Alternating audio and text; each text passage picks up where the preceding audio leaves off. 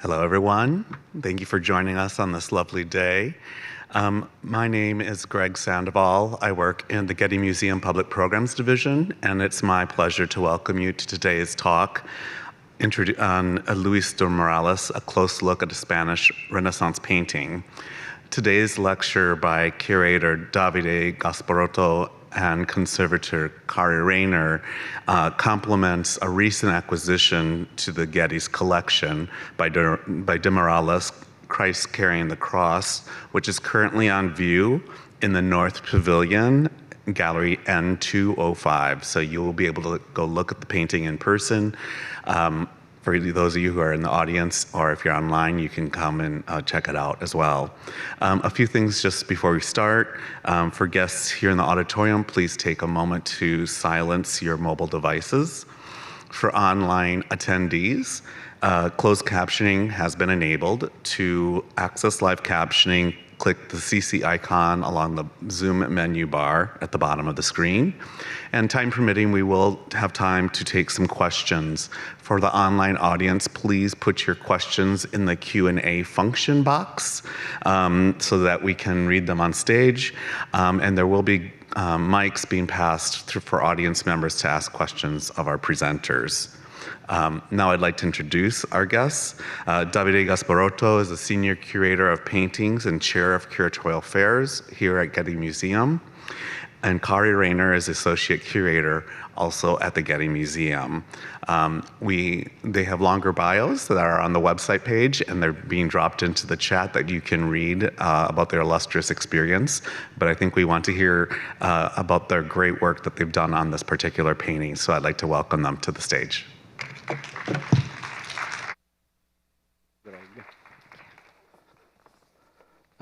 Thank you very much, Greg, for the introduction. Welcome to the Getty Museum. As Greg said, my name is Davide Gasparotto. I'm a Senior Curator of Paintings here at the museum, and I'm joined today by my colleague, Kari Rayner, who is Associate Conservator, and we work together on this project which stemmed from an acquisition, the acquisition of a beautiful, powerful painting, 16th century painting by painter Luis de Morales. The painting was acquired in 2023. You can see it here in the slide after the recent conservation treatment, which was performed by Kari. And this acquisition, we are particularly proud of this acquisition because it really represented a rare and important opportunity to expand our small collection of Spanish artworks. I'll just go through a few. I'll come back later in deep dive on what you see here, the image, the iconography, the meaning. But I just wanted to go through a few of the Spanish paintings and artworks that we have in the collection from the 17th century Spanish, the Siglo de Oro.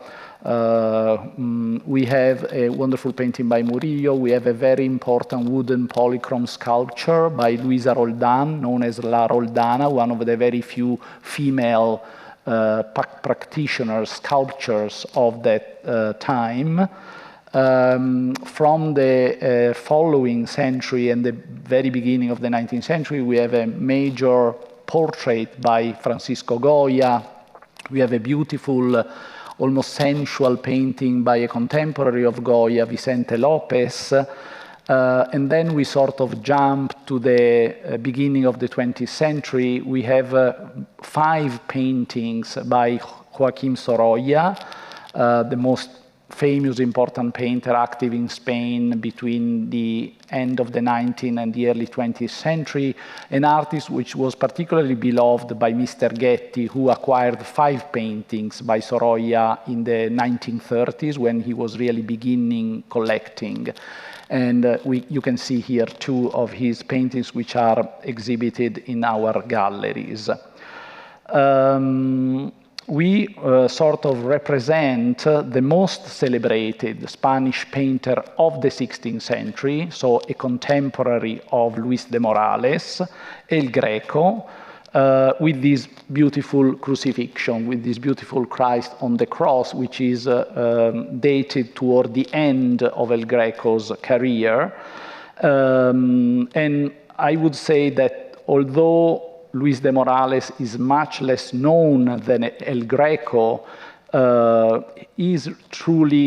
Morales is truly a defining figure of 16th century painting in Spain.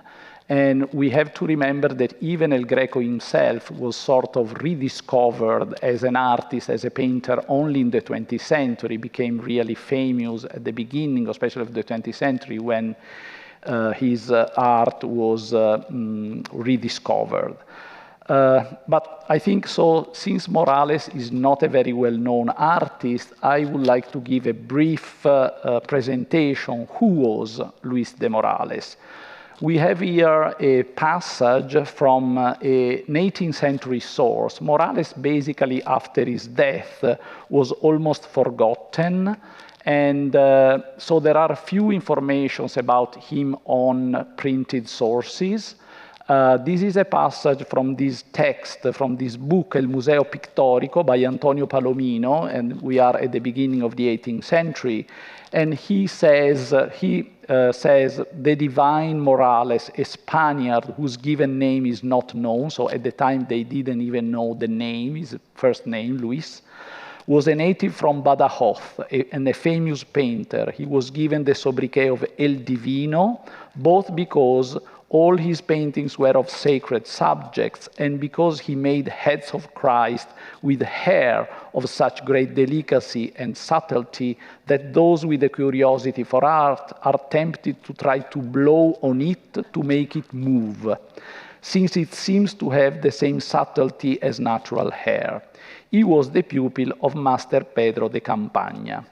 So here, Palomino gives us some important information, although we have to say that even if Morales was active mainly in Badajoz, his wife was from Badajoz. We know now from other documents that were discovered later, archival documents, that he lived in Badajoz for a long time. It's not completely certain that he was born in Badajoz.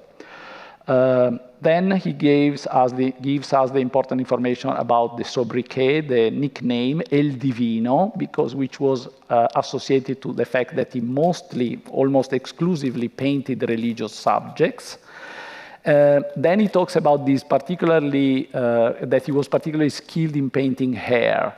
This is in some way true, but also it's a topos. It's a topos that comes from classical antiquity and from the description of the works of several ancient painters that were so, and we find also in other biographies of artists that he was particularly good in painting hair.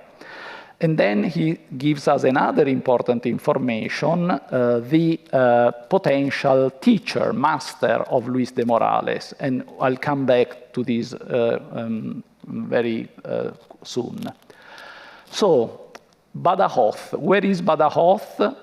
And Badajoz is an important city in Extremadura. As you can see here, there is a little bit of a joke because raise your hand if you know where is Extremadura. You can spot Extremadura. It's not the best region of Spain. We know Andalusia, we know, Catalonia. Extremadura is a region in the southwest of Spain, near the border with Portugal. And here you can see on the other map, of the detailed map of Extremadura, the city, Badajoz, on the left side near the border with Portugal. Other important cities which are connected in some way with the activity of Luis de Morales are Cáceres and Plasencia. He might have been born actually in Plasencia. So he was born there around 1510, 1511, died in Alcantara, also in Extremadura in 1586. So a long life, long career. And the potential master, which is mentioned by Palomino, is Pedro de Campagna. Pedro de Campagna is the Spanish name of an artist who was originally from Flanders, from the modern-day Belgium. His real name was Pieter van Kempener. It's an important figure because he was coming from Flanders, which was traditionally a region with a lot of ties with Spain, and a lot of paintings from Flanders also were present in Spain, and artists from Flanders also worked in Spain. But the particularity of Pieter van Kempener is that he also traveled to Italy before going to Spain. So he studied in Italy. He had the opportunity to see the great works by Michelangelo and Raphael. Then he moved to Seville, where he was active from the 1530s, from about the early 1560s. So he may have had for sure an impression on Morales because he was blending different cultural traditions, Northern Flemish with Italian painting. And also powerfully representing religious subjects.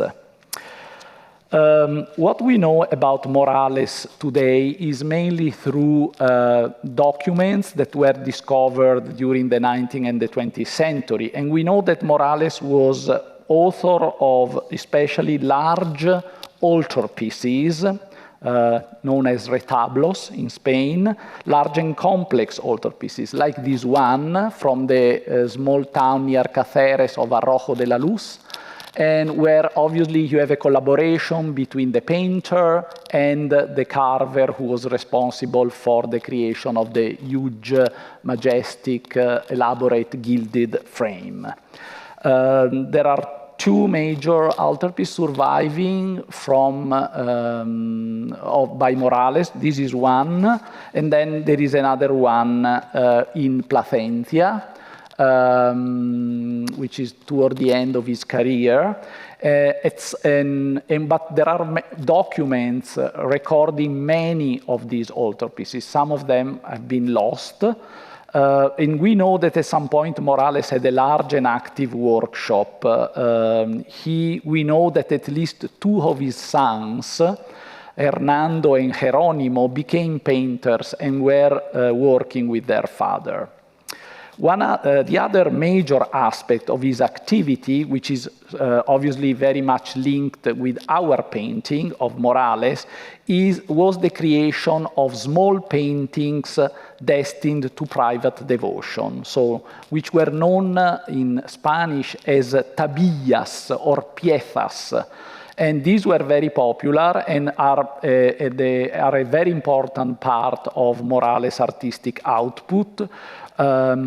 We can see here this triptych with an Ecce Homo, with the Christ in the middle, the Christ suffering, a sort of a man of sorrows, flanked on the two side panels by the Virgin Mary and on the other side by John the Evangelist, but also joined by a portrait of the patron of the triptych, who is a very important figure, was the Bishop of Badajoz, Juan de Ribera, who was an important patron of Morales in the 1560s when he was the bishop of the town.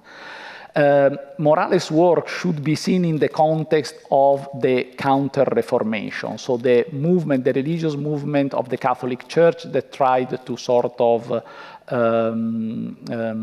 reaffirm the power of the Church against, appunto, the Protestants. And so the artist should be seen in this context, when really the Catholic Church strongly reaffirmed the value and legitimacy of the cult of images that was put in question by the Protestants. For example, another bishop of Badajoz, contemporary of Morales, Diego de Simancas, wrote in his book Institutiones Catholicae, published in 1552, he writes, "Sacred images are an object of veneration and adoration, without this implying a risk of idolatry. For the Christian people are not so uncultured as to be ignorant of the way in which they should be adored. And if one errs in this respect, it is easy to teach them. So important reaffirmation of the centrality of cult images like this one, and which are the main part of Morales' modern corpus of paintings. These bold devotional paintings, small or slightly bigger like this one, almost invariably on panel, should be understood really as agents for meditation and prayer. Able to create a strong, emotional, and empathetic relationship between the devout onlooker and the subjects represented in it, like this incredibly powerful Pietà, the Virgin Mary with the dead body of Christ. For this reason, really, because they were meant really to be very emotional, they are very often focused on the depiction of the suffering of Christ. There are a variety of sources for Morales' inventions and development of his style. Obviously, we have seen that his potential teacher was an artist with a very complex background, artistic background, being Flemish and then having traveled to Italy. But there were also northern prints that were available to Morales, like these two prints by Albrecht Dürer, the great German Renaissance, early 16th century painter, who for sure had an impact on the creation of this very unique and iconic depiction of Christ, this pensive Christ, this man of sorrows, but pensive, seated, surrounded by the instrument of his passion, the column of the flagellation, the cross, the nails, the hammer, all the elements that are evocative of his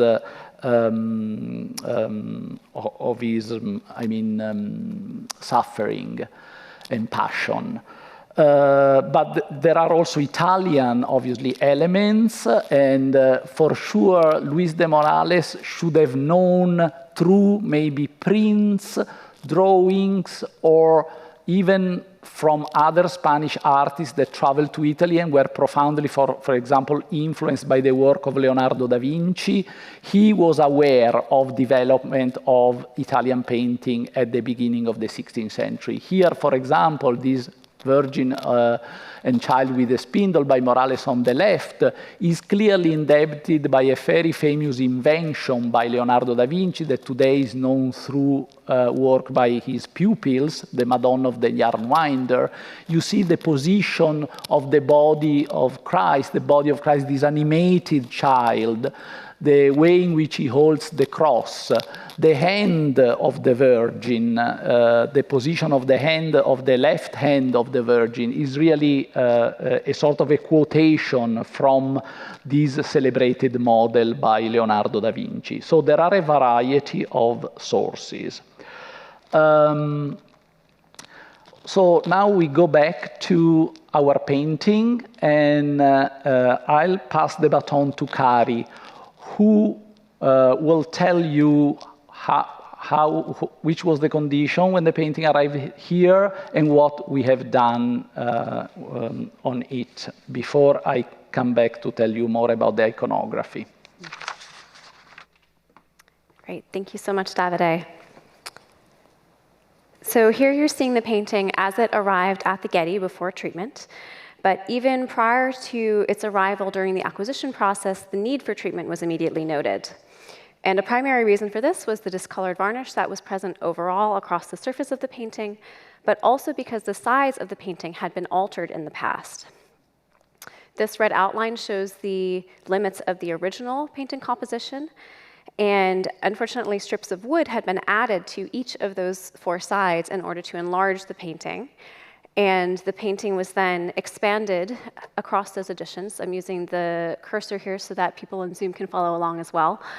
Cursor here to show you where the cross, the robe, and the hand were all painted over those additions in order to actually expand the painting. We're not sure why the painting was enlarged in this way, but perhaps a larger composition was appealing for some reason. Perhaps a previous owner wanted it to fit a certain frame or certain interior space. What we do know is that the enlargement predates this copy of the painting made by Maria Luisa Marchiore in 1828, which is currently in the Accademia de San Fernando. And so although the enlargement is relatively historic, we were also certain that it was not something that the artist had done himself. If we digitally gray out the parts of the painting that are not original, we get a sense of how dramatic Morales' composition was actually conceived to be, with its intense focus on the figure of Christ. The painter must have deemed this composition particularly successful because he repeated it several times in other paintings, which is something that we will talk about a great deal later. But therefore, to truly enable appreciation of the artwork as the artist intended, we felt it was important to return the painting to the original composition. Before undertaking any treatment, we always thoroughly study the painting in conservation and document it with different types of imaging. This gave us more information about the work's construction and how it was subsequently altered. Here on the back of the painting, you can see those non-original wooden additions, hopefully more clearly. And you can actually see also that the original back of the painting has a decorative kind of marble, faux marble scheme of white paint splashed onto black paint. That's gone kind of brown and discolored over time. But that design is present on the original back of the painting and not onto the additions. And here's some outlines, hopefully you can see a little more clearly where those wooden additions are located. An X-ray of the painting shows how those strips of wood were attached to the central panel. So here's those outlines again, showing you the central panel with each of these brighter dots being nails. So before attaching the wooden strips, the original panel seems to have been thinned down on the back along all four edges. And the wooden strips were designed to overlap with the back of the original panel and then were nailed through the front of the painting through the paint layer. So because these wooden additions were nailed through the paint, we didn't want to physically reverse their attachment because we risked disrupting and damaging the paint layer further. And they were not constraining or harming the original panel in any way. However, to integrate the extensions with the original painting, the joints had been previously disguised by the heavy addition of new paint extending into the face of the painting, covering original paint. So I'm showing you here a detail, and here on the left side of this hand, you see this darkened, streaky appearance is due to the presence of this non-original overpaint. In this next detail too, you can see that there's a great deal of discolored overpaint here, specifically along the bottom edge, but also patches of it further up into the sleeve of the robe. So I began treatment by working on uncovering the edges of the original painting. Here on the left, you're seeing the painting shortly after I started treatment, so I've started exposing the edges of the original panel here, and then I had also started removing discolored varnish. So the area that I'm highlighting with the cursor, I've cleaned, I've removed discolored varnish and overpaint from this region, and you can see that there's a dramatic visual improvement with the areas right next to it. I was able to reduce some of the discolored varnish and non-original overpaint using a combination of solvents on cotton swabs and gels containing solvents and other chemical components, but a lot of the overpaint removal I had to do with a scalpel under a microscope, just very, very slowly and carefully working to separate that non-original paint from the original paint below. What we discovered during this process of removing the overpaint is that certain details had actually been changed of the painting during the enlargement. So here on the left, you're seeing the cross extending behind Christ's head in the before treatment image, and I'm highlighting that here with a red circle. And that all turned out to be overpaint. So it was covering original paint that actually was depicting Christ's hair. And so you see in the during treatment image that I have removed that non-original overpaint. Underneath all of that overpaint and varnish, we discovered that the original painting is actually in remarkably good condition, and there are extremely fine details that were very well preserved, such as these exquisite eyelashes applied with a very, very thin brush. And here's just a few slides showing the progression of the treatment. So there's before treatment, you have during cleaning, after cleaning and overpaint removal, where there's also a few paint losses, minor paint losses exposed, but again, generally the painting's in remarkable condition, and after varnishing and retouching. So I revarnished the painting, as would have been customary for a work of this period, with a traditional kind of varnish that contains a modern component that will help keep it from yellowing quite as quickly. And the varnish has a dual function. It protects the surface of the painting, but it also saturates the colors. It gives them a greater intensity and contrast.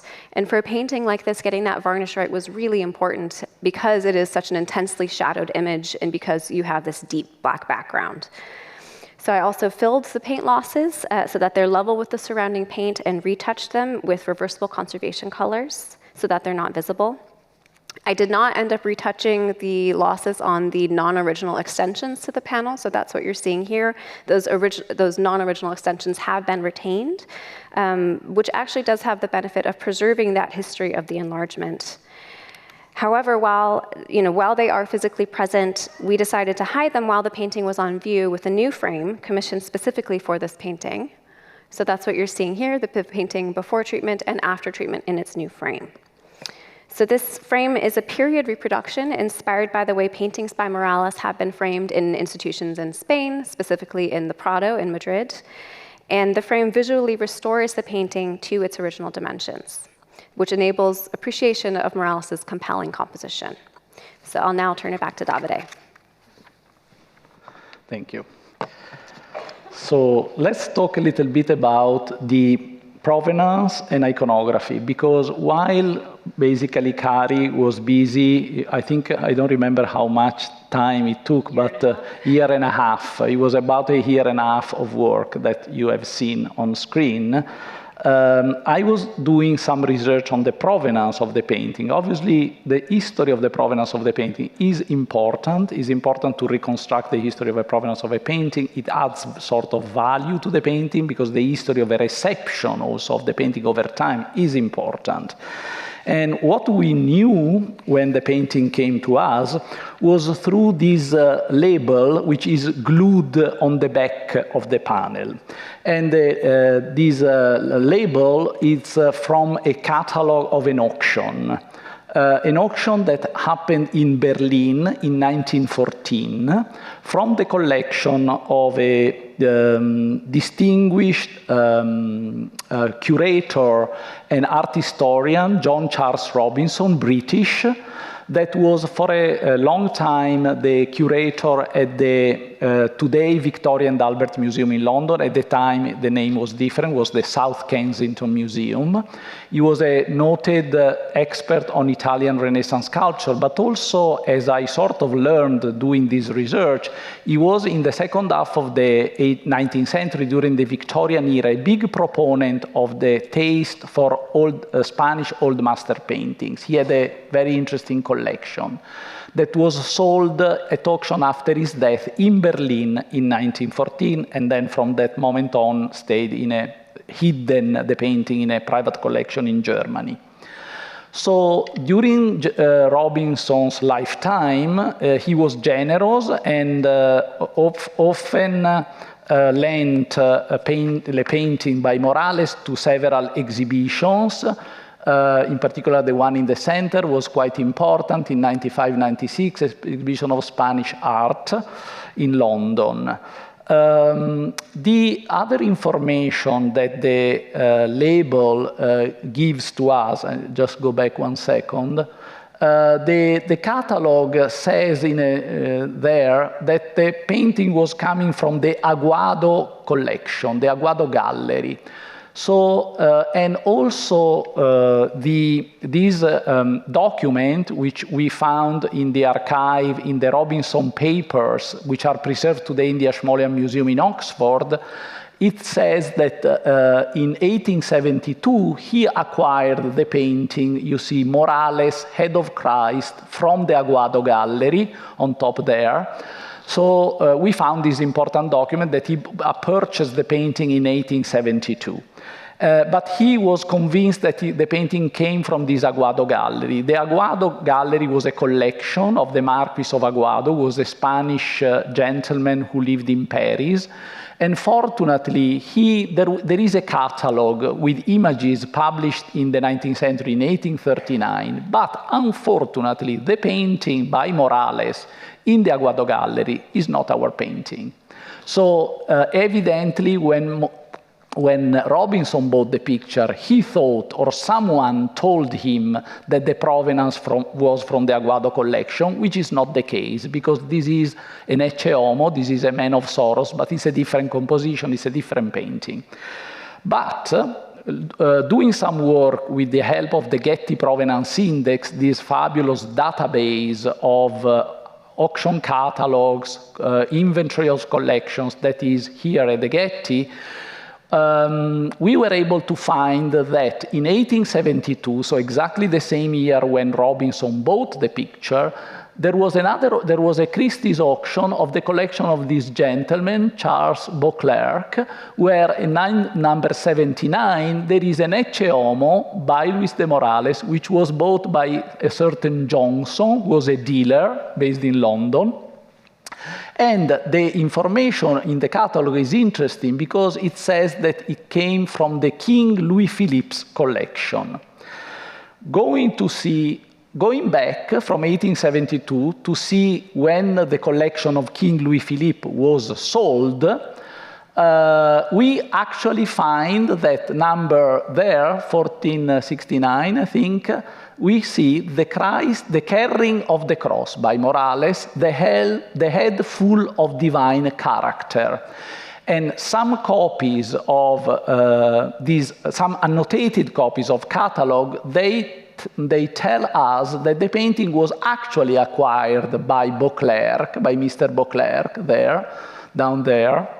And also a newspaper of the time says that this painting, this beautiful painting by the divine Morales was purchased by Mr. Beauclerk at the sale of the collection of King Louis Philippe, which happened in London in 1853. The collection of Louis Philippe is very important because Louis Philippe, during the 1830s, amassed a very large collection of Spanish Old Master painting, and in the so-called Galleria Espagnole. And the opening of the Galleria Espagnole in 1838, this is the catalog of the Galleria Espagnole with the painting by Morales described there, represented not only the moment in which painters of the generation of, for example, Edouard Manet, confronted for the first time with the works of the great Spanish painter of the Golden Age, Velázquez, Murillo, Zurbarán, we know with important artistic consequences. The taste for Spanish painting, Old Master painting, was very influential on Manet, for example, but was also the first time when the existence of a Spanish school of painting was first really seriously considered. Because until that time, the Spanish school was lying sort of a little bit at the margins of other established artistic traditions, like Italy and Flanders was much less known at the beginning of the 19th century, the great Spanish school of painting that for us now is one of the great European school of paintings. Here we see a portrait of Louis Philippe, so the creator of this Galleria Espagnole, that lasted for about 20 years. After the death of Louis Philippe, the collection, as we have seen, was sold entirely at auction in 1953 and dispersed. But behind the creation of this gallery, there is this incredible, amazing man, Isidore Justin Severin Baron Taylor, who is the handsome man portrayed here in the center, who is a fascinating figure. I think really a charismatic and multi-talented man, described by a contemporary source as he was everything: soldier, man of letters, dramatist, administrator of the Comédie Française, inspector general of the fine arts, collector, bibliophile, traveler, diplomat, sent on special missions abroad for the arts, archaeologist, in brief, invested in every aspect of learning, art, and science, and above all, devoted to his country and a benefactor of unfailing generosity. So a fascinating figure which is behind this important moment in the history of taste, the Galleria Espagnole by Louis Philippe. Documents of the acquisition of the painting by Morales preserved in the French National Archives tell us that our Morales was acquired by Baron Taylor in Madrid in 1836 for the Galleria Española of Louis-Philippe. And also, thanks to this information, we were able to trace back the painting in its first instance, which is this inventory, posthumous inventory of a nobleman from Madrid, the Marquis of Portago.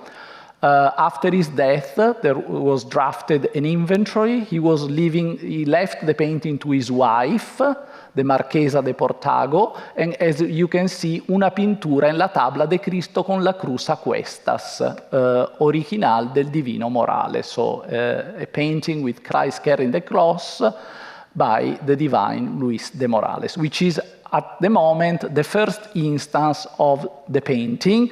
So here you can see the reconstruction of sort of we were able to do of the history of the painting from 1755, when it's for the first time mentioned in this inventory, and then through the collection of Louis-Philippe, the collection of Mr. Beauclerk, and then the collection of Robinson, which was sold in 1914 in Paris, and then from that moment on, the painting stayed in private collection in Germany. In fact, it resurfaced in 2021 in an auction in Germany. The painting. So, Christ carrying the cross, it's an incredibly powerful image, a very dramatic sort of close-up of the face of Christ. It's like the painter is extracting an iconic image from a larger narrative, the narrative of the Passion of Christ, like a sort of a photogram from a movie. So what really characterizes this painting is this very powerful zoom-in effect that puts Christ really in close touch with us. Some important elements, some tears, the drops of blood from the forehead where the crown of thorns was sitting originally, this very heavy and big, prominent cross, which is a very important compositional element in the painting. And then the incredibly expressive hands, the emphasis on the bony structure of the chest. So it's a very, and obviously these beautiful hairs, also the beard. When we look at the painting in the flesh, we really see these hairs painted, very thin, beautifully painting. So what the artist emphasizes is really the drama which is unfolding in front of us. This iconography, this idea of sort of the close-up as important Italian precedents. Here we see some examples. We know that probably Leonardo da Vinci himself at some point had an idea of painting a painting with Christ seen in, very close up with the crown of thorns, with his long hair. There is also there a hand which is sort of grabbing his hair from behind. This iconography was particularly popular in northern Italy in the early 16th century. We have here two examples by painters active in northern Italy, one by Giovanni Bellini, who was active in Venice and was sort of the great, one of the greatest exponent of the Venetian school of painting. The other one is by a Lombard painter who also frequented Venice for some time, Andrea Solario. And you see that they sort of, some elements of this painting, they recur in the painting by Morales. The big, heavy cross, the crown of thorns, the drops of blood, sometimes the cord, the hands. There are, recurring elements which obviously were influential on Morales. But how?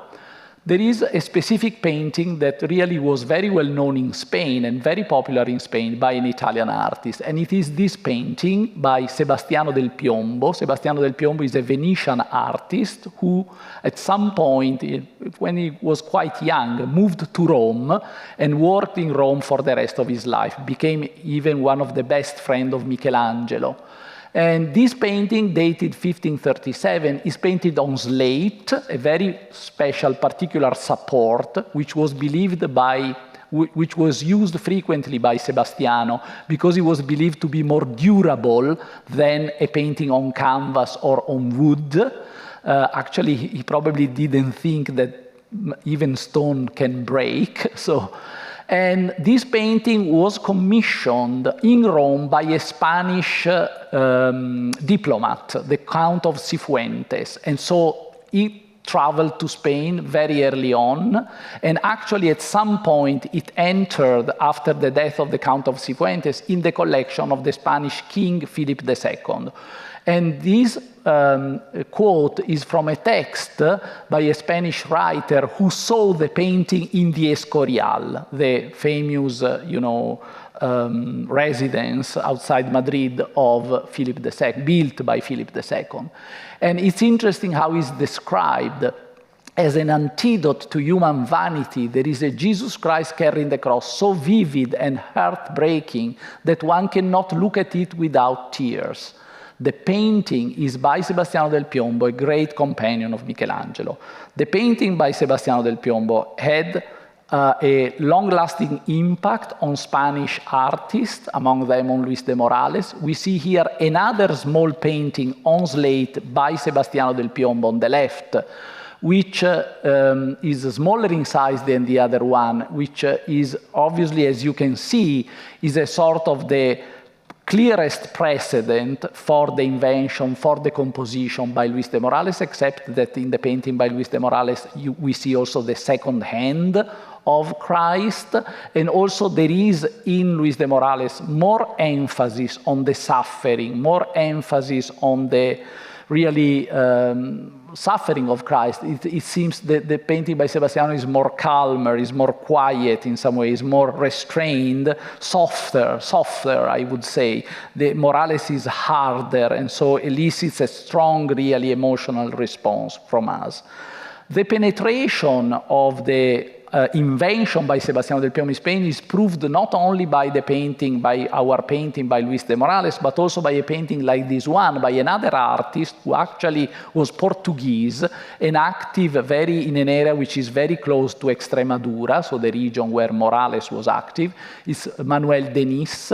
And this is clearly, here there is an inscription which clearly states the depth of the artist to the composition of Sebastiano del Piombo. Sebastiano Veneto's inventor. Sebastiano Veneto invented in Rome, and Dionisi, so Denis, made in 1534.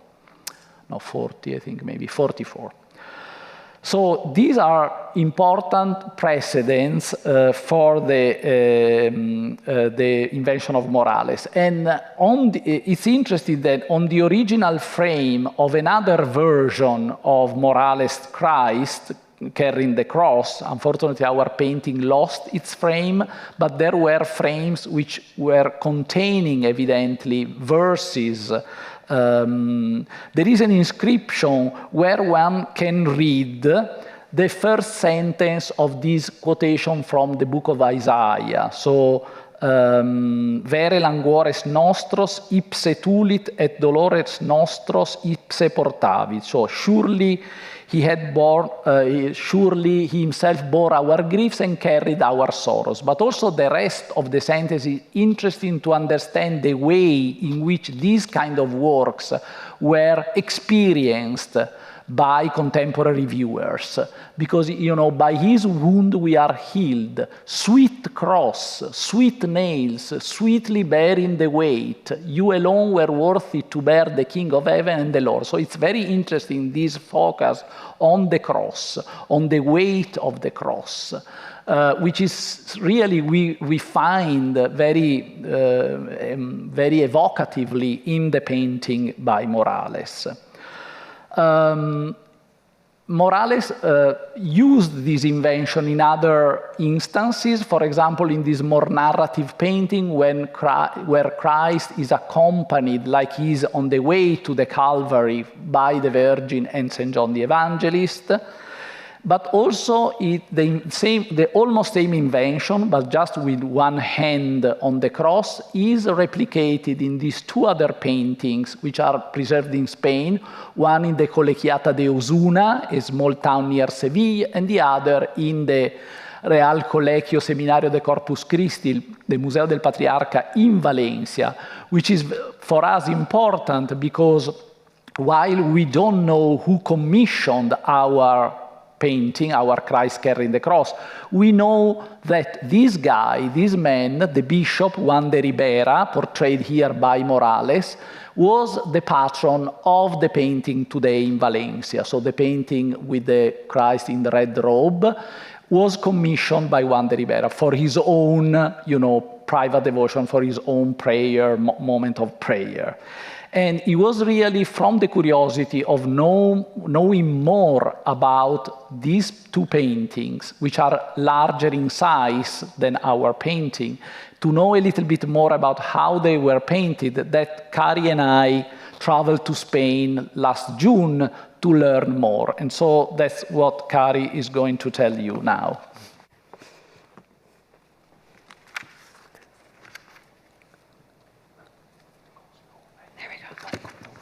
Okay. So, as Davide mentioned, the existence of these versions raised a number of questions for us. What do these series of works tell us about Morales' painting practice? Which of them are made by Morales himself, and which may have been made by students or by his workshop? Can we learn more about how these works are related by studying the painting technique? And where does the Getty painting fit within this series of works? Is it the first version that Morales made of this subject, or was it painted later? Before telling you about Spain, let's look at these compositions in a bit of great detail. So if we look at them side by side, we can see that there are some obvious differences between the Getty painting and the other two. As Davide mentioned, the existence of two hands versus one in the other versions. It's quite a bit smaller than the other two versions. You also see the end of the cross in that upper right corner versus in the other works, you see the cross extending out of the picture plane. But if we then superimpose the outlines of the Getty painting over one of the other two versions, we start to see even further differences. So here's an image of the Valencia painting. And here are the outlines of the Getty paintings made to scale and superimposed over the top. And so what you start to see is that there are a number of smaller differences as well. So you see that the right hand was actually raised in order to make room for that left hand resting on the cross. You see the shape and angle of his head is slightly different. You see more of the back of the head in the Getty painting, the ears in a slightly different place, and that collar is actually in a slightly different place as well. So it's raised compared to where it's located in the other two versions. New imaging of the Getty painting also provided some additional relevant information. So the image you're seeing on the screen was generated through an imaging technique called infrared reflectography. This technique helps us to visualize materials that absorb or reflect infrared radiation, which is not visible to the human eye. So in effect, this means that we can often see through the upper paint layers to the preparatory layers underneath, and this can sometimes include painted or drawn outlines that were used to establish the image before the painting actually took place. And this is called underdrawing. Using this imaging technique, we see that in the Getty painting, there is extensive underdrawing applied over a traditional material used to prime the panel, which is called gesso. And this underdrawing outlines all major components of the composition and appears most likely to have been drawn using a dry medium, such as black chalk or graphite. These lines are perhaps clearer in this detail here. You can see All of the major facial features are outlined, even the contours of the ear are outlined. Here's another detail of the chest and the robe where you see Morales is using hatching lines, and I'll point that out here, hatching lines to designate areas of shadow. And here in this detail of the hands, you see that even the fingernails are delineated. So it's an incredible amount of detail that he's drawn in before painting.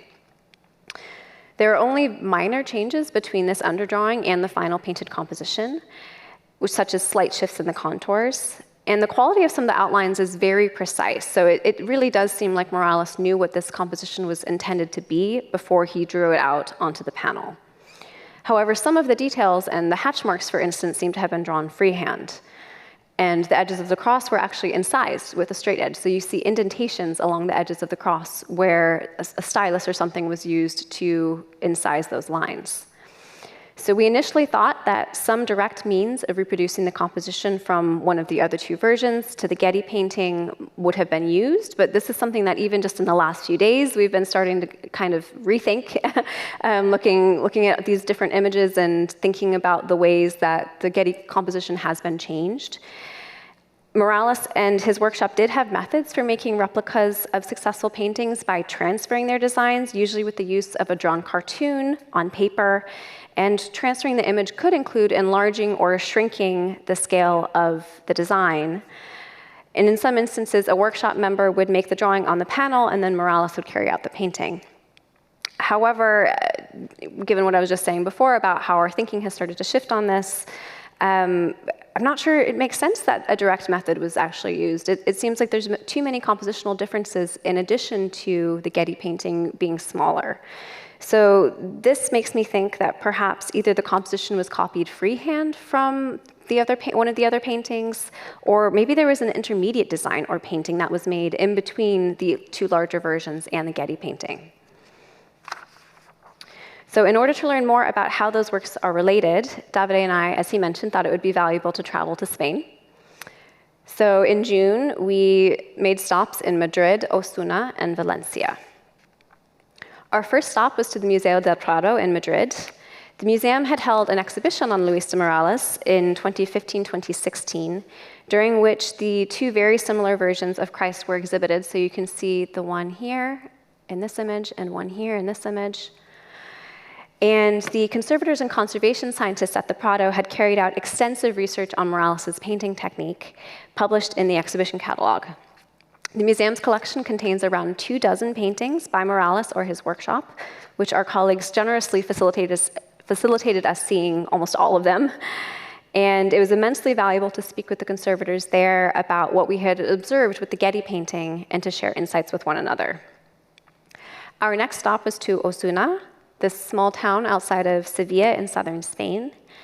The painting here was installed within this larger altarpiece, so unfortunately we were not able to get to the back to see it, but we were able to carry out a thorough examination of the front of the work. Similarly, in Valencia, Davide and I were able to carry out a thorough examination of this painting, which involved unframing the work and viewing the edges and back of the painting with magnification and also with ultraviolet radiation. What was particularly exciting is that for both paintings, we were able to carry out elemental analysis using the instrument that you see here on the screen. So this is a portable instrument called an X-ray fluorescence analyzer, or XRF. And this enabled more direct comparison with analysis that we had carried out on the Getty painting. So more on this in a moment, but just to say here that we are so grateful to both of these institutions for enabling us to carry out this work.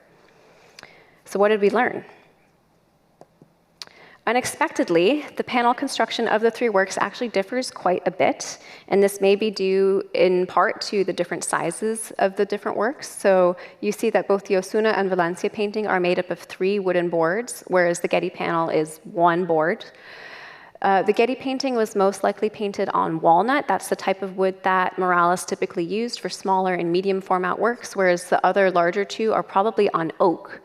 And oak was imported actually from the north, oftentimes from Flanders, which is a region that we now know is part of present-day Belgium, or now recognized as part of present-day Belgium.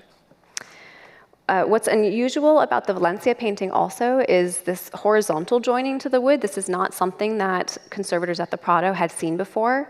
And there's actually an entire piece of canvas pasted over the front, adhered over the front of those wooden boards underneath the priming and paint layers. And so this is a little bit unusual. But a reason for these inconsistencies may be that Morales did not prepare the panels himself. Oftentimes, he would source them from wood carvers or other artisans, and this may account for the fact that there are these differences that we see in the construction. It may vary according to the maker of the panel. What's interesting, considering these differences, is that the backs of the other two paintings have the same painted design on them as the Getty work. So you have this marbling effect that consists of a black paint with a splashed white paint over the top. And the back of the Valencia version is maybe the best representative of these. It's in the best condition. Although we couldn't see the back of the Osuna version, we could see kind of tantalizingly on the side, you could see the same pattern on the frame and on kind of some of the crossbars on the reverse of the panel.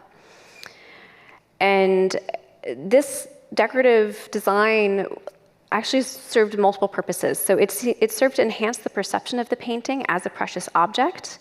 And it could also be a symbolic reference to the stone slab upon which Christ was laid, upon which he was deposed upon his death. It's also been hypothesized that the artist may have applied this paint as a protective barrier to help preserve the painting and help keep it from responding so readily to fluctuations in humidity. As I mentioned previously, while traveling in Spain, we carried out X-ray fluorescence spectroscopy on both the Osuna and Valencia paintings using the portable equipment I showed earlier, which is also here on the screen. And I was able to use the same instrument then back at the Getty to measure approximately the same points within the composition. So, measuring a point in the hands for each of the three paintings, different points in the robes for each of the three paintings, and allowing more direct comparison between those three works. The way this instrument works, just to tell you briefly, is that it emits X-ray beams, and the X-rays do not harm either the painting or the operator, but they in turn cause the paint layers to emit a characteristic energy themselves. The instrument then detects the energy that is given off, which can be used to identify the specific chemical elements from the periodic table at the measured points. So from this information, we can then infer the pigments, we can infer the colorants that the artist used in the painting process. This analytical technique generated a great deal of data on these three paintings, so I'm very grateful to Karen Trentleman from the GCI for helping to interpret this data. And what was exciting to us is that the elements detected in all three paintings were generally very consistent with one another, with only minor differences. We also found that the painting technique was visually very consistent between all three works. And so this further supports this direct link, this direct relationship between these three paintings, both in terms of their image and in terms of how they were made. While we had limited analytical techniques available to us to examine the paintings in Spain, back here at the Getty, we were able to carry out additional imaging and scientific techniques, again in collaboration with scientists from the Getty Conservation Institute, to learn more about how the painting in the museum's collection was made. So we employed the same technique here, X-ray fluorescence spectroscopy, but using a different instrument, which scans the painting, and it collects elemental data at thousands of points across the painting surface to build an image that shows us where different chemical elements are present. So here, as an example, is a map for the element mercury, and where the image appears light, there is mercury present, and where it appears dark, it is either absent or not detected. And it makes sense here that mercury, we would see mercury where we do. It relates to the pigment vermilion, which is this red pigment you see on the side of the screen. And you would expect to see that oftentimes in areas like the lips or the ears or some of the reddish coloration of the flesh tones. We were able to also combine the information from the scanning XRF maps with analysis of extremely tiny fragments of paint sampled from the painting. And what this told us is that the materials found in the Getty painting are also very consistent with published research on Morales' materials. So here, for example, we're seeing phosphorus in the background, primarily in the background, and this is an element that relates to the presence of bone black, oftentimes. But what we see when we look at a sample from the background is that there's actually two layers of black, two different types of black. The first layer being kind of a charred plant-based black material, black pigment, and that second layer containing bone black. And this is a really characteristic layering system that Morales often used. It's something that the Prado conservators found again and again and have published on. And so it's really exciting to us to have found this exact same stratigraphy, this exact same layering system of two different black pigments that Morales is known to have used. Employing the same imaging technique we see from the copper map, which relates to the presence of the blue pigment azurite, that the entire robe contains blue pigment. So this was really interesting to us. This was an intriguing result, given that the robe is red, not blue. But during treatment, I had also noticed, in starting to remove overpaint, that there was blue peeking out from the edge of that robe. So we took some tiny paint samples from the robe. So you're seeing the sample location of this particular sample here. And so what you're seeing on the screen is a sample from the painting. And if you think about it kind of as like a slice of cake, for example, and you see the side of the slice of cake and you see all the layers, that's essentially what we're seeing here, where you're seeing the lower layers are the first layers applied to the panel, and that gets built up to the layers that you see at the top, which are what you see on the surface of the painting.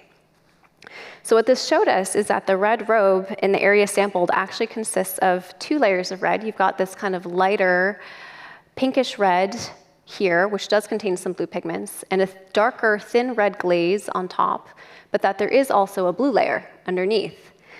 And this, again, was really exciting to us, and it seems to infer that the robe was likely painted entirely blue before Morales applied the red paint on top.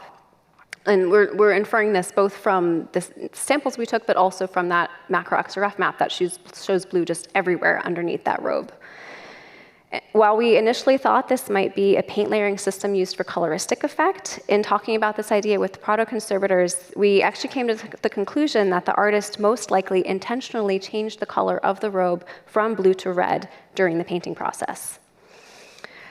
Further analysis by Getty colleagues suggests that the red paint on top gets its color from a dye-based red pigment called kermes, which is made from insects. And it's worth noting that this red pigment can be very sensitive to light, and indeed in this painting, it appears to have faded rather substantially. So if you look really closely at the painting, the red color is much more intense along the edges of the panel, where it was hidden either by the frame or protected by the presence of non-original overpaint over those edges. So the robe must have been, we think, a much more vibrant, intense red overall initially. So what does this all mean for how the Getty painting relates to the other versions? Since the Osuna painting was arguably painted first and relates most closely to the Sebastiano del Piombo model and the Valencia painting made later, the color change in the Getty painting, that change of the robe from blue to red, it makes it really tempting to place its facture somewhere in between those two other versions. But unfortunately, we can't confirm that hypothesis at this point. Our study of these paintings does showcase that the artists, consistently skillful paint application, ability to create lifelike images, and knowledgeable use of pigments is really present in all three of these works. We hope that this presentation has deepened your appreciation for the meaning behind the image, the history of the painting and its context, and the ways in which conservation has brought the painting closer to its original appearance. By sharing these insights into Morales' artistic practice, we also hope we've enriched your understanding of how the work was created. So thank you for taking a close look with us today at this painting, and we invite you to experience the painting firsthand in our North Pavilion galleries. Thank you.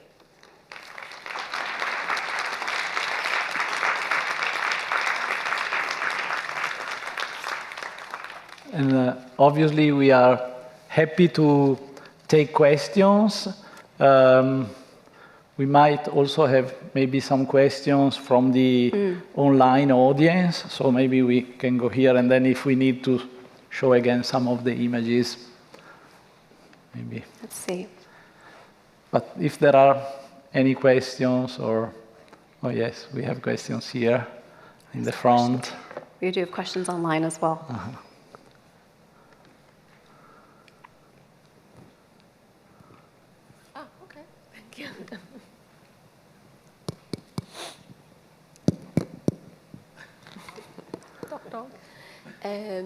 Regarding the retablos, I saw wooden polychrome sculptures there.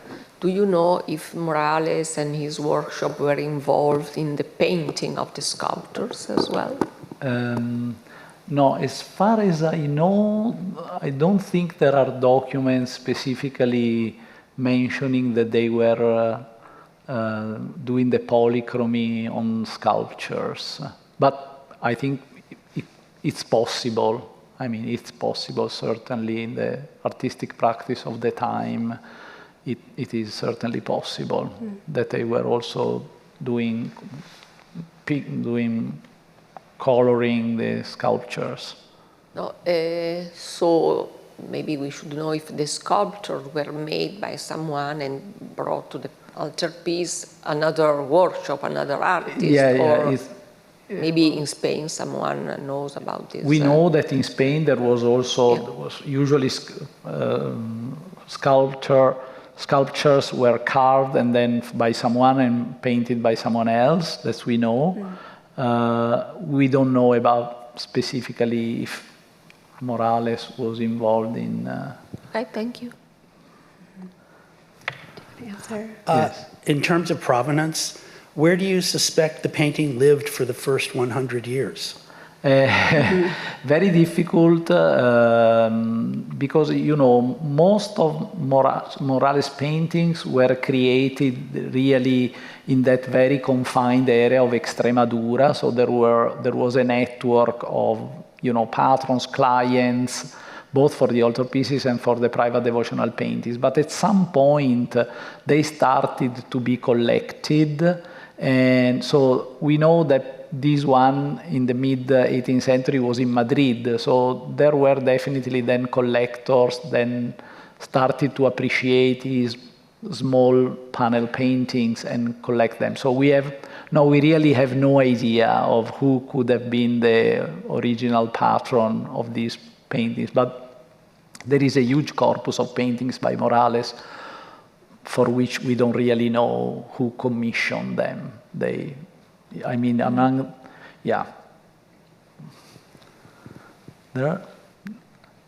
are a few questions from the online audience.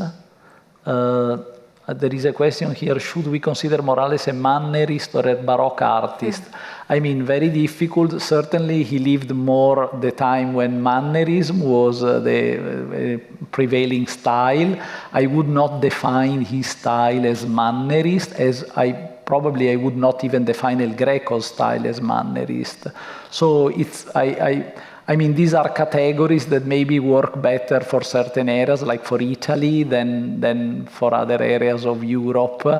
And so I think it's difficult to give a label to the type of style that Morales shows. So I have a question. If you would explain, like on maybe 2 points on what makes Morales distinguished among all the great painters of time. I love him. I mean, I like the style, but I'm not a painter. I'm not.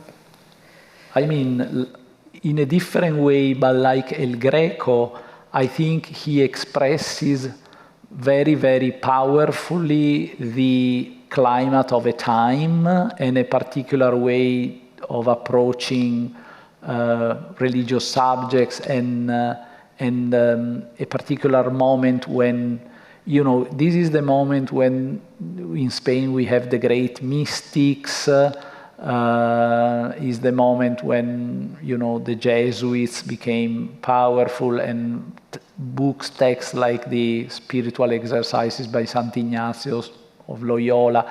I mean, so I think it expresses very well a type of religiosity and faith that was prevalent in Spain, which is distinctive from what you see in Italy. And so I think he expresses very well this particular cultural climate in a very powerful way, with images that are extremely powerful, but also they have a sort of their own beauty, although they are really focused on these suffering of Christ. Then there are also very beautiful images of the Virgin, more like quiet, more pleasant in some way. But I think it really expresses a particular moment of the history of the of Catholicism and the approach to faith in that moment. And that's why, in some way, he got this nickname of El Divino, because there is a sort of a very spiritual quality in his pictures. There is a question about the the wooden strip. There's a question: is it not possible that the wooden strip additions that enlarged the painting were done by the artist at a later date in his lifetime? No. So underneath the non-original paint, there was a lot of fill material along those edges, kind of a gesso-based material, and under that there was discolored varnish. So we can say from that discolored varnish that a great deal of time had passed before those additions were placed onto the painting. And I think kind of more circumstantial evidence as well, we can say Morales is known to have been very careful about the panels and how he sourced and how they were constructed. The fact that those additions are nailed through the face of the painting does not speak to that at all. And then again, we see that the composition, this really intense composition, is something that he's repeated again and again, and that intense cropping is very deliberate. But I mean, I think really in terms of material evidence, that really discolored varnish underneath where those additions were added, it speaks to that passage of time beyond his lifetime. Mm-hmm. I just had a comment of, this is fascinating, and to see if I could take all your knowledge and just soak up how much interesting, and I love the collaboration with international museums, so thank you so much. My question is, I'm sorry, but I missed where we acquired this painting. That kind of went over my head. Yeah, I haven't told, but we. Okay, then I was so listening. you didn't miss it. We acquired. So the painting was acquired at auction in Germany in 21 by a dealer based in London, and we acquired it in 23 from him. So we acquired as a private treaty, private sale from a dealer in London, and. What we appreciated is that sometimes when dealers, they bought paintings at auction, then they have them restored by conservators that they hire. In this case, the painting was not cleaned. So this gave us the opportunity really to do the work ourselves, which kind of because we do before, as you have seen, technical study, and we can decide how we want to proceed in the process of cleaning and restoring a painting. So we bought it in 23, still sort of dirty, in that condition that you saw at the beginning. Yes? Two questions. The similarity between that painting and the other artist is phenomenal. Mm-hmm. If Senor Morales stayed in Spain, how would he have seen in order to copy that? Because the painting by Sebastiano del Piombo, the one that I saw, and probably also the other one, the smaller one, so at least two paintings by Sebastiano del Piombo were in Spain, were brought from Italy to Spain during the 16th century. Because they were commissioned by Spanish patrons. So they were in Spain, so there was a way, and then there were other artists. There is the artist that I show, Manuel Denis, Portuguese, but there is also another artist who was originally from Italy, was active in Valladolid, that copied the same prototype by Sebastiano del Piombo. So for some reason, the prototype by Sebastiano del Piombo became very popular in Spain, was probably copied by other artists in drawing, or they had the opportunity to see it, and so this particular image started to circulate and had a really strong impact especially on Luis de Morales. Is there significance to the crossbeam being cut short versus extending? I don't think so. It's just a choice in the composition. I don't think so. there are a couple of technical questions about the varnish and about the preparation of the panel. So a question came in, what varnish was used to protect after restoration? So the varnish that I reapplied to the painting was a damar, a natural resin varnish, that, as I mentioned, also contains a material that will help prevent it from discoloring, from darkening in the same way that a natural resin varnish might have been applied historically, would do. We also keep the painting, of course, in controlled conditions in the galleries, and that will also help keep that varnish from discoloring over time. But the reason that I chose that varnish is what I was saying before about how important really saturating those shadows is to this image, saturating that deep black background. And I wanted to choose a varnish that I knew I could achieve that with. The preparation of the So panel. another question, when painting on panel, is the paneling given any preparation as with prepping a canvas? If so, how is it prepared? Yes, so that's this traditional gesso layer that I was mentioning, so a gesso priming layer. So that would have been applied overall on top of the wood. In our case, in our painting, we actually see 2 layers, and that would be sometimes what we would expect to see as well, kind of multiple layers that might get kind of finer and finer and would be sort of very smooth in order to really seal that panel surface, make it smooth and prepare it for painting. Question? Question from the Hi, audience. Maybe the last one. Okay. Thank you so much for your talk. It was so enlightening. For example, over in Dunhuang, for the stone grottos, the Getty research has been there, and there is what's called an international standard for restoration. You've talked about how these paintings in different countries are being restored by different conservators.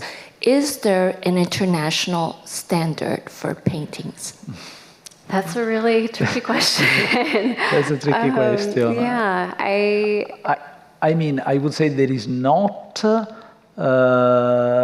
In sometimes there are slightly different approaches to the restoration of paintings, the cleaning, but also, for example, the retouching. There are differences between traditions. I think each, I don't know, maybe you can say something. Yeah, so I think what is similar across geographic regions and different training for conservators is typically some sort of code of ethics, right? So that's something that the American Institute for Conservation, for example, upholds, and among the sort of tenets of our code of ethics is to make our treatments as reversible as possible. You know, whatever we do, we want to be able to remove in the future, again, if possible. And that code of ethics, I think there are kind of different versions internationally. But as Davide mentioned, there are also kind of differences in approach and differences in the final aesthetic that one might wish to achieve. So, for example, the painting that we viewed in Osuna, losses to that paint had been retouched with a method called trateggio, which is very small lines of paint that actually, when you come up close to the painting, you can see those distinct lines, and it's intended to be viewable from a close viewing distance. Whereas the type of retouching that I carried out on the Getty painting is more mimetic. It's really meant to really imitate the surrounding paint and make that retouching really not visible to the unaided eye. And there is also something, for example, obviously, we know that the additions, the wooden stripes added to our painting are not original. We think they are not original. They were added later. We don't know exactly when, but sometime in the 17th or early 18th centuries. So that was an important moment of discussion, because obviously we didn't remove, because it was also dangerous and potentially damaging to the original painting to remove them. But also we didn't remove them really because we sort of consider them part of the history of the picture. The painting came down to us, something happened at some point, and so it would have been in some way unethical, let's say, to remove them. But at the same time, it was important to restore the composition as it was originally conceived by the artist. So we kept the additions, but we frame them out. And so we frame the painting in a way that you don't see the addition, but the additions are still there. So for future generation, there is this painting which has still these additions. So because they are part of its history. That was an important moment in our, process. Thank you very much. Thank you.